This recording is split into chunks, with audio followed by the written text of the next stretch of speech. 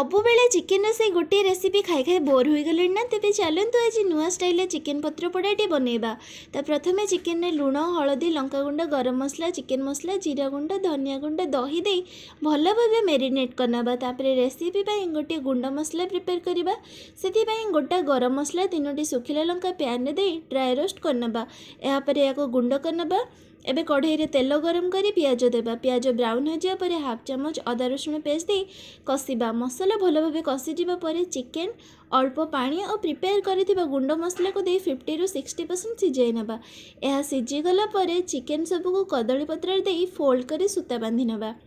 यह ऊपर foil paper को 2 फेरा गुड़ाई नबा। यह पर गर्मा गरम चुली अंगार 25 ରୁ 30 मिनिट जाए पोड़ा को छाड़ीदबा।